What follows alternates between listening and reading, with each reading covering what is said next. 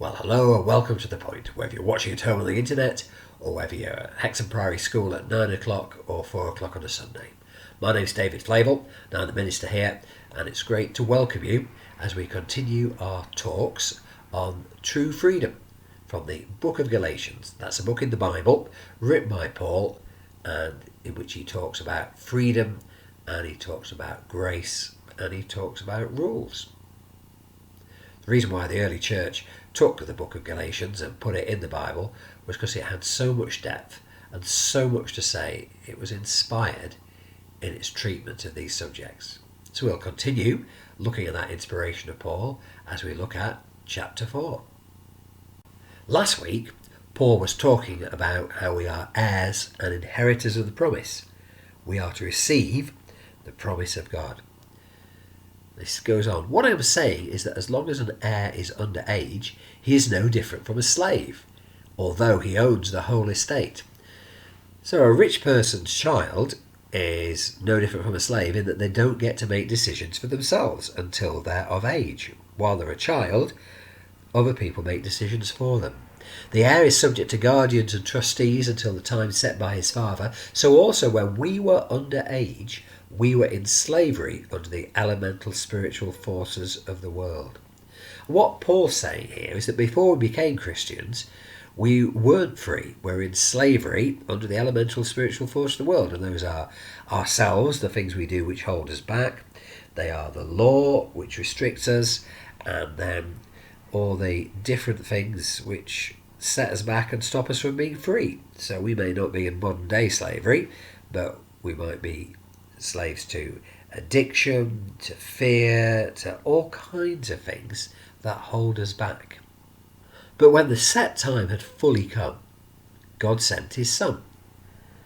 So at the time foreordained, at the time just the right time, God sent his Son, born of a woman, because of course Jesus was born of Mary, born under the law, because he was born into a Jewish family, was circumcised, so Jesus was born under the law, to redeem those under the law, to set free those people who are under the law, that is everybody, that we might receive adoption to sonship. So because Jesus died and rose again, because Jesus was crucified, even though he'd done nothing wrong, he was born under the law, yet he escaped from the shackles of the law.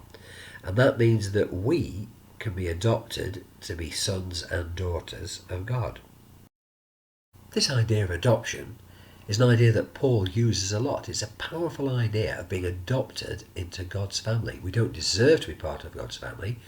We've no particular link to be part of God's family. But God adopts us. God receives us as sons and daughters and gives us the full benefits of being his children. Because you are his sons, God sent the Spirit of his Son into our hearts, the Spirit who calls out, Abba, Father.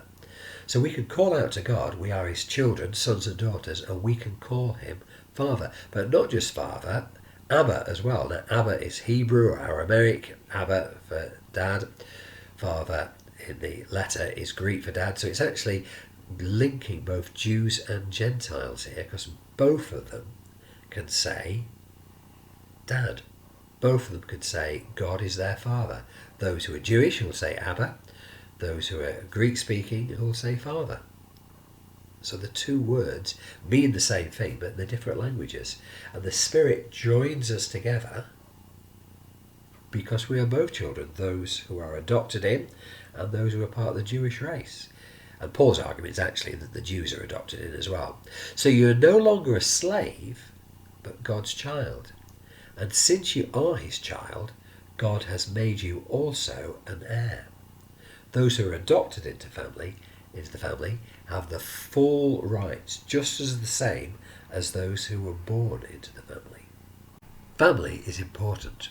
The Jews believe they were the children of God, a special family, and Paul's bringing in the Gentiles as well, those who aren't Jews, and saying they're part of God's family too.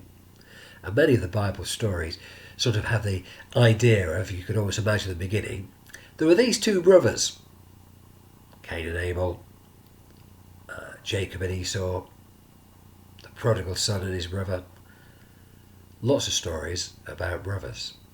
And yet Paul is saying that we are all part of one family. Which brings me to my questions. Number one, how long have you been coming to this church? We've been going for about 5.5 years, but how long have you been coming? Number two, were you born into a church? Now I'm pretty sure it wasn't this one, because with 5.5 years you'd be very young. But were you born into a church? Did your parents go? Were you regular as a child or not?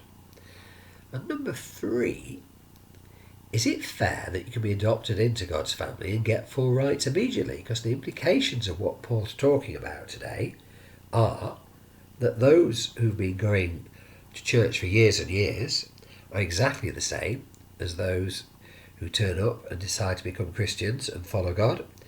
It's exactly the same. There's no extra benefit from having been there for years and years. Is that fair? Find yourself a table if you're at the point, sit next to somebody, have a chat, get yourself a drink. If you're at home, pause the video and see what we think. Well, thank you very much for joining in or just listening. Either are both fine. What we'll do now is I'll ask the person in charge to say the final prayer, but before that, let me give you my takeaways for this week. So what must we do? Well, number one, realise you can be a son or a daughter, not a slave. When you're a slave in somebody's house, you can earn the approval of your master only by obeying their commands and doing what they want you to do. But when you're an adopted child, part of the family, well, you don't stop being a son or a daughter even when you misbehave. Of course, it doesn't mean the rules don't apply to you. The rules still apply, but it's different. You understand them differently. As a child of God, you see the rules as protection, as there to help you, not something that you have to do in order for God to accept you. And realise that God is always ready to accept new children. You don't have to have been in the church, this church, for 5.5 years since the very start, or you don't have to have been in the church for 50 years. God is ready to accept anybody who will turn to him at any time.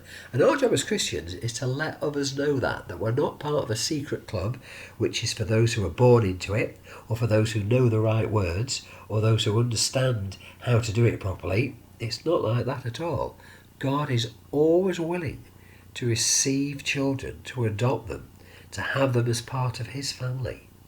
And there's so many people who need that. So our job is to let them know. Maybe this week there could be somebody you let know that God loves them.